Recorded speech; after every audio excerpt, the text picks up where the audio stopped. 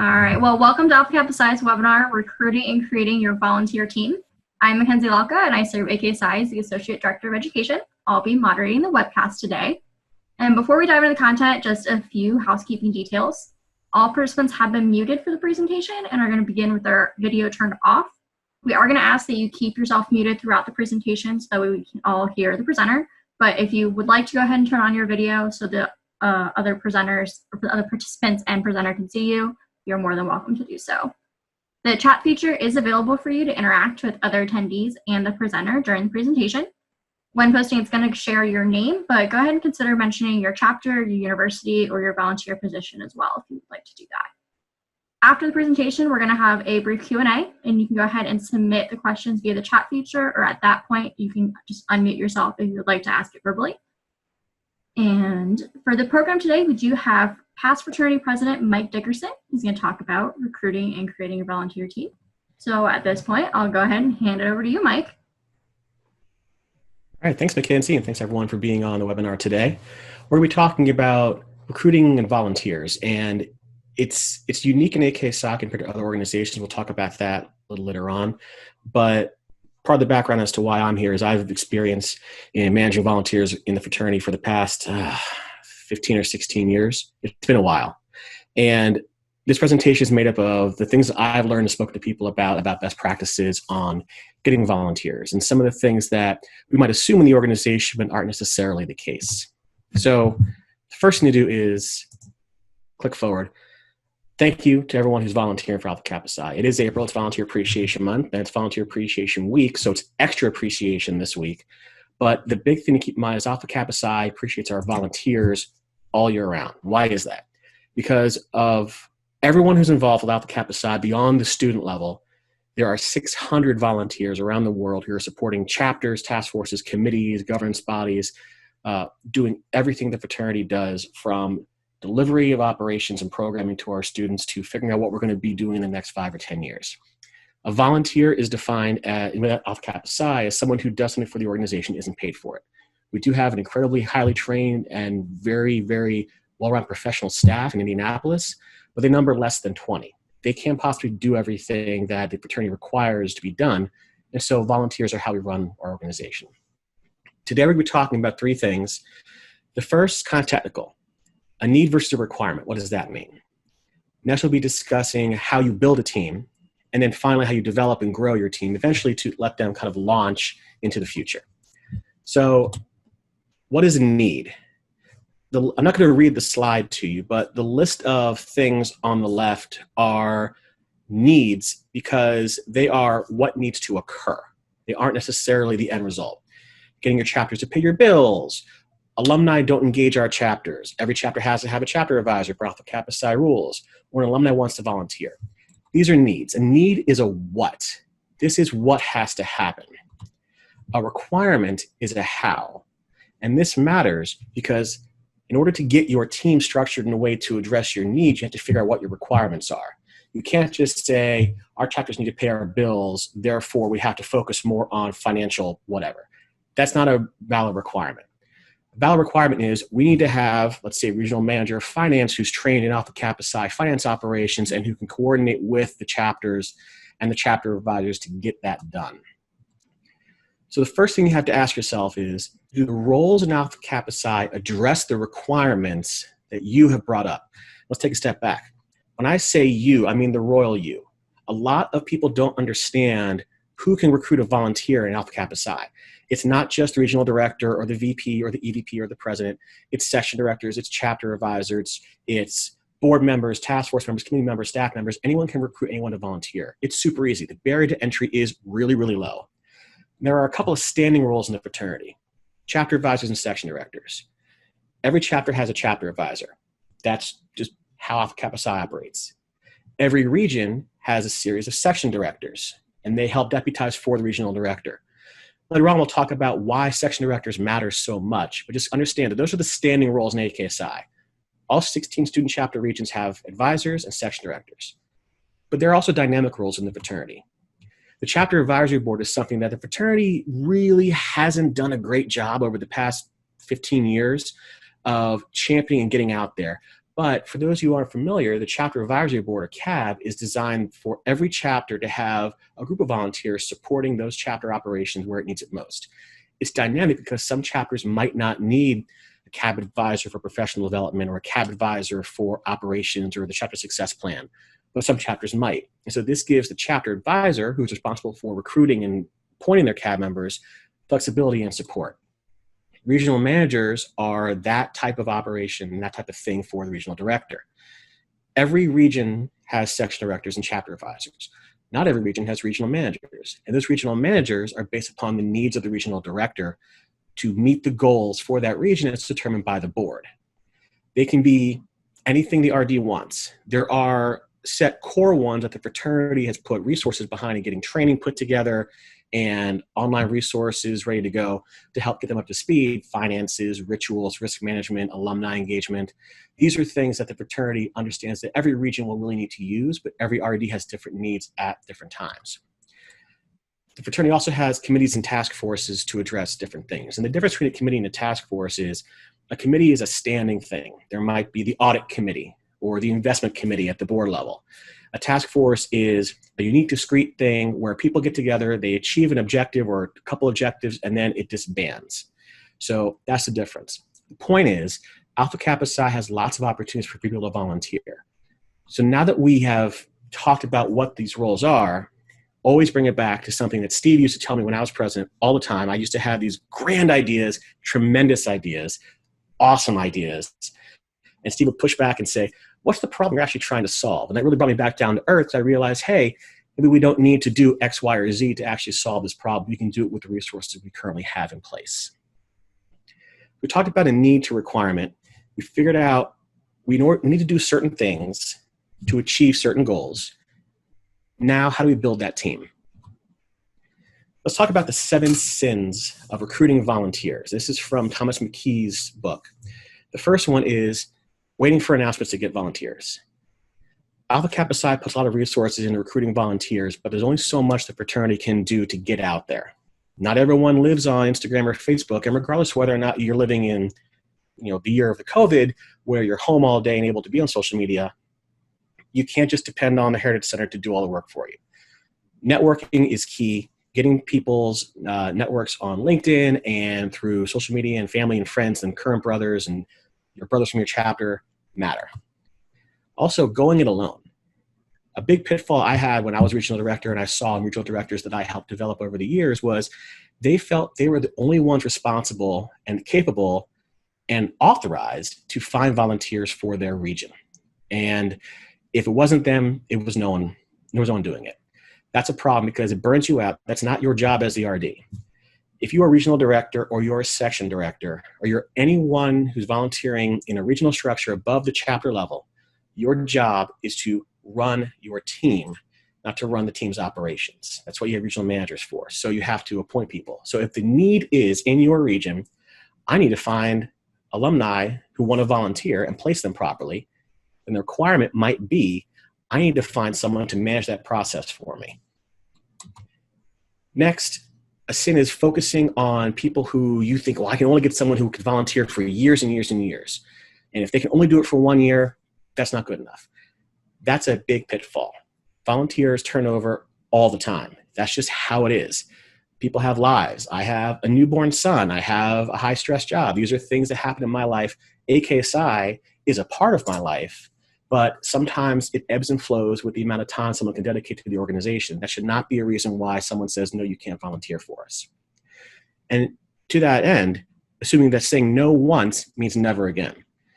When someone says, I want to volunteer, but not right now, and you write them off, you've lost that volunteer because they want to come back. But if they can't volunteer right now, there's probably a reason for it.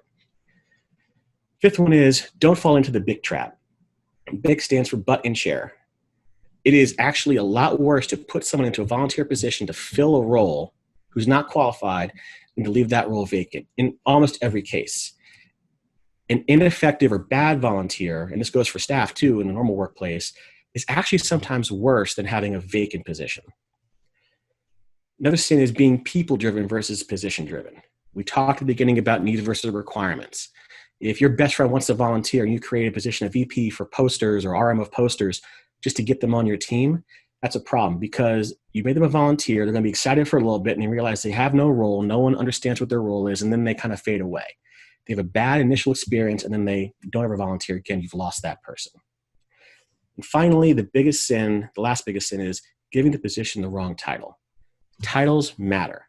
When you are a volunteer, you are not paid in money for your efforts and for your time. The title matters because that's how you get your foot in the door. That's how you let someone know, I'm talking to you in this capacity because I am the blank. I am the CAB member for professional development, and I'm talking to the VP of professional development in my chapter to help them out. I can't just say, I'm a CAB member, and they go, well, what are you doing? And you kind of waste time figuring that out. So as you're building your team, looking at these sins, ask yourself, am I actually doing any of these? And if so, how can I stop it, address it, mitigate it, whatever? Next, how do you select candidates? First, again, understand what need are you addressing? What is the reason that you are looking for a candidate to fill a position? And then you have to match that need with a requirement. I majored in management. I can't do anything. I'm good at telling people to do stuff and helping them get to that point. But when it comes to, if I was the CAB for finance, regional manager for finance, that would not be a good match for my skill set. And so if someone has a requirement for a finance volunteer, I'm not necessarily the person that would be best to fill that role. So you have to match the need with the requirement. Also understand what audience you're looking for. If you are looking for just people to fill speaker roles or attend an event, or in some cases do community service, a broad, big pitch campaign is good. You can get lots of people in with a low bar for entry. But a targeted campaign is how you get volunteers to last the long term. And when I say long term, I'm talking a year or two in most cases. Most of our volunteers are actually very, very young. The age range, I did some research a year or two ago, for volunteers in Alpha Kappa Psi skews in the 20s to 30s on average, where the bell curve is. There are some people who are a little older, but most of the people are volunteering early in their professional career when they have more time to donate and develop. And finally, it's a lot of text on here, but who is recruiting? The first bullet on here matters because, again, it cannot just be one person recruiting for a team. When I was regional director back in 2009, 2014, I had 35 chapters in the region I oversaw. There was no way that I could spend my time trying to recruit volunteers to be chapter advisors and section directors, regional managers by myself and do all the work that was required from the position and have a life outside AK Psi. So I delegated to my section directors. I said, you are responsible for finding your chapter advisors. What do you need from me? And then they told me, I need access to this mailing list. I need access to this social media account to recruit their team. You also have to ask, volunteers want to feel like they matter. They want to feel wanted. Volunteer Appreciation Month is April, like we talked about, but it's all year in AK Psi. Also look at where people want to grow and what their strengths are. I can tell you from personal experience that what I've done in Alpha Kappa Psi as a volunteer has prepared me much better for my professional life than had I not had those opportunities within the fraternity. I needed growth experience in certain things, managing teams, managing conflict, doing strategic planning, that got me to where I am today professionally because I had the opportunity to do that within Alpha Kappa Psi. Also be clear about what you expect of a volunteer. It can't just be, go be a chapter advisor. It needs to be, we need to be a chapter advisor for this chapter here. Here are the things that they're focused on. Here are the things that they're struggling with. This year, please address the following 3 things. Some RDs do a really, really good job about talking to their chapter advisors every year to say, what are the 3 things you want to accomplish for your chapter this year? And then that's how you hold them accountable. But remember, don't fall in to the butt-in chair issue.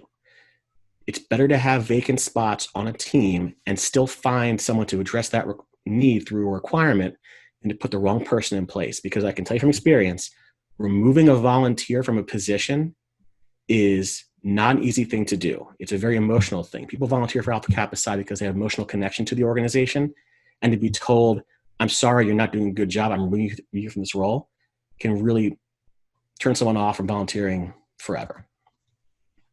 So part 3, developing and growing your team.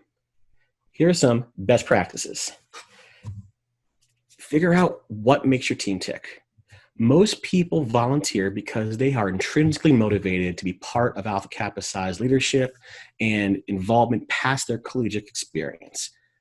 But you have to figure out what that is, why that is, and then address it. It's the same thing we tell chapters when they're recruiting and we're dealing with apathy. People will rush off Kappa Psi chapters and they'll say, well, I kind of petered off my senior year because I joined because I was told during rush they did a lot of community service events. Turns out they do one a year. That's not what motivates me, and so I left. It's the same thing with volunteers. If a volunteer is really, really into going to meetings and helping chapters do rituals, then enable them to do that and fill requirements and needs in your region or your chapter that they can actually grow and develop in. Give them a reason to volunteer. Make them feel like they're wanted. Give them the opportunity to grow professionally. That is the number one reason why someone should volunteer for Alpha Kappa Psi, is not the adulation, not the ribbons at events, and not the medallions or the pins or the huge paycheck of $0. It's because we can provide them the opportunity to grow professionally and then give that experience back to the student members of the organization. Also, never say no to a volunteer. Now, there's an asterisk by there. 9 times out of 10, never say no to anyone who says, I want to volunteer. They are actively saying, I will do work for you for free. I will give you time. I will give you my effort. I'll give you my energy. I'll give you my emotional connection to something without asking for financial compensation. And usually you want to say yes, and then you work with them to find where their skills and their desires can address a need through a requirement in your region or your chapter or your section or your whatever. But sometimes there are volunteer or alumni who want to volunteer, and for whatever reason they can't. And without getting into the details now, there are several reasons why someone could not be able to volunteer for the organization, but you want to make sure that you talk with other people in your chain or at the Heritage Center before you make that kind of decision. You also need to make sure they have the tools to succeed. You can't tell someone, I need you to talk to this chapter and help them with their finances, but for whatever reason, you're not allowed, or we can't see their books, or you can't have access to their bank statements to help them do some analysis. That's a simple thing that a finance advisor might need, but if you don't give that to them, then they can't be successful in their job. And there's nothing more painful than a volunteer failing at something they said they were going to do and have a passion for doing it. And also, you got to communicate, over-communicate, regardless of whether or not we're living now in a pandemic and communication matters more than ever, or just keeping people up to date on what's going on. Communication is key. But there are also some roadblocks you have to avoid. Don't be too proactive. It sounds weird. It really does. But if you are always jumping in and saying, hey, what are you going to do about this? And then not giving someone a chance to actually act on it and then solving the problem for them, that demotivates someone. There's also the trap of not following through, or shiny object syndrome. In fact, I know someone in my non-AK Psi life who he's a fantastic guy. He's a small business owner. He is super into the next big thing. And then he doesn't have the ability to properly follow through on the things he's already created. And so it's always the next big thing. And the things that he's created have kind of petered off. Also, don't micromanage. Remember, your job in recruiting volunteers is to help them develop. Once you've gone beyond the chapter level, it's not your job to do all that stuff. Managers aren't supposed to do. Managers enable their teams and their subordinates to do, so that way they can grow and develop themselves. Micromanaging basically says, I don't need you. You're just a butt in a chair. Also, don't become essential. There is nothing more detrimental to an organization than for one person or one or two people to be the thing holding it all together. Because what happens, especially if they're a volunteer and a life event occurs and they leave or are unavailable or something else occurs and everything falls apart. The best thing you can do as a volunteer leader is enable your team to work and grow without you. Also, don't think that you are volunteering for anything but the greater good. We're here for Alpha Kappa Psi. We're here for our students. We're here for our members.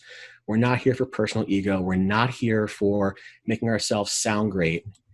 And we're not here for playing politics or thinking that we're perfect initially. Every organization is political, regardless of whether or not you are a fraternity or a religious group or the public sector or the private sector. Every organization has politics. Politics happen because people exist. As much as you might not like that, people exist. But playing into the politics is what causes volunteers to become too emotionally invested, not look at the bigger picture, and forget why we're here in the first place. We are here to serve our members. So we've talked about building a team. We talked about needs and requirements. We talked about best practices. So before we go into Q&A, just sum everything up. If you are a volunteer leader in the organization, whether you are a chapter advisor, section director, regional director, vice president, whatever, you have responsibility for finding the next group of volunteers. Look at the numbers. We have 600 volunteers for Alpha Kappa Psi right now. We have as many as 5,000 potential volunteer positions if you fill in every single CAB role and every single committee and every single task force that we have available. We also have 200,000 alumni who are alive around the world. So 600 of 200,000 isn't a lot. And part of that reason is because we don't do a good job of recruiting volunteers. And I think that's because there's a miscommunication or a misperception of who can do that. Everyone can do that all the time. If you are a chapter level volunteer, look to the graduating senior class to say, how can we get you involved? Think of volunteering like a pipe, and your life fills in parts of that pipe. And there's work, and there's school, and there's AK Psi, and there's family, and there's other obligations. If you pull one piece out, other pieces will fill in that pipe. So the pressure is always 100%. It's very, very hard to have someone come back to volunteer for Alpha Kappa Psi if they've left versus if you keep them going even at a trickle. You might be, a regional director one day, come down and be a CAB member because you're taking care of a family member, and then they get better and you have more time to donate. You figure that out. Additionally, don't just appoint people for the sake of appointing people. Figure out what you actually need. Remember, you need to look at this pragmatically as a leader and as a servant of the organization. And finally, don't fall into the pitfalls that we talked about with the 7 sins of recruiting volunteers or how you manage a volunteer in micromanaging them or not trusting them. Remember, everything's based on trust. If you do all this, you will develop a volunteer team that is successful, dynamic, and in a best case scenario, sounds weird, they won't need you anymore. That's the goal. So I believe I have gone through all my slides. So now I will turn it over to Mackenzie and everyone else on the call. If you have any questions, I'm happy to respond to them. Great. Thank you, Mike. That was a great presentation. So again, if you have any questions, feel free to put them in the group chat, or if you want to just go ahead and unmute yourself and ask your question verbally, you can go ahead and do that as well. I'll kick it off with the first question here, Mike. So what happens if you are in an area where there are just physically no people interested in volunteering in a certain location? What can you do to maybe get people remotely, or do you just not have the volunteers? It's a great question. So as the past 6 or 7 weeks has shown us, distance work and distance volunteering is actually more prevalent and easier than people thought. A lot of perceptions that corporate America or even the public sector had about the ability to do your job in a physical location and that being a constraint is starting to break down. So first of all, understand that there are very few roles in Alpha Kappa Psi that require a geographic proximity to the thing that you're doing. Most AK Psi volunteer roles that are not chapter advisor roles are virtual. In fact, I can probably count on one hand the number of roles, like role positions that require you to be close in to a chapter or whatever. And even if you're a chapter advisor, you really don't necessarily need to be at a meeting because your role isn't to be at chapter meetings. Your role is to advise specifically the officers of the chapter and managing and running the chapter. It's not your job to be there doing the job for them. So if you need to expand your horizons, that's great. If you are in the Atlantic metro region, which is basically New Jersey, New York area, and you, for some reason, can't find a volunteer for Baruch, reach out to the regional director or the Heritage Center in another area of the country and say, I need this thing filled. I have a requirement for a chapter advisor. How can you help me out? There are programs the fraternity already has that can help meet that requirement. The CAB role was designed to do that, just pure virtual. And the regional manager pool is another thing that the fraternity developed over the past couple of years that will allow someone to volunteer virtually and fill a need as required. Regional managers are another thing that you don't need to be present for. I'm the regional manager for rituals in Southern Delta. That's, Louisiana, that whole area. I live in DC. So I am obviously not going down there, especially now, to provide advice on rituals, but it definitely can be done. Great. So you touched on this a little bit earlier, but what are some ways that you can go ahead and keep somebody interested in volunteering if they may not have the time to commit to being the full-on chapter advisor for an extended period of time or being a regional director? What are some ways to keep people involved on some like shorter scales? So it all starts with talking to the person and finding out what they want to do. And it might take some digging. There's, depending on who you talk to, there's a different number, but it's usually 7 whys to get to the root cause of something. You say, why do you want to volunteer? And you ask them why 7 times, you'll finally figure out that they want to stay connected to the fraternity. They want to grow their insert skill here. And the chapter advisory board is the way to do that. That is the lowest impact, lowest bandwidth requirement that anyone would have for a volunteer in the organization. It can be done virtually. You can be a CAD member at any chapter in the world, super easy, because you're basically advising one officer. And it's not the president, it's VP professional, the treasurer, the MOR, someone like that, where it could be maybe an hour a month. But the trick is it's up to the volunteer leader to do whatever they can to keep that person engaged, even at the smallest possible level. Think of it like a pipe in the winter. If it's going to be really, really cold and you're going to be gone from your house for a while, you want to keep your pipes running just a little bit to keep them from freezing over. Because if you turn it off entirely, it clogs up and then your pipes burst. Same thing with volunteering. If your timeline or time commitment is super low, you just want to try to do whatever you can to keep that going. Additionally, committees and task forces are a thing that are more ad hoc and hard to figure out if you're not involved at the Harris Center level, or fraternity level, but the chapter advisory board is probably the best way to do that. All right. So another question we have is, so a lot of times people that might be interested in volunteering may not already have the professional skill sets that you kind of talked about that volunteering gives you. So what training is available to help people feel confident in the roles that they're doing? So there are 2 types of training that Alpha Kappa Psi offers. One is the formal education through online training, through the systems that the education department has created. Some of them are specific to a role. Some of them are specific to a skill.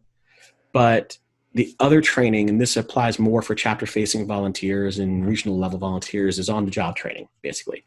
If someone's just graduated college and they majored in hospitality management, just for example, there's a chance that they might have within their educational background event planning experience. And you're a regional director that needs to host a regional assembly this coming fall, assuming we can all come back together.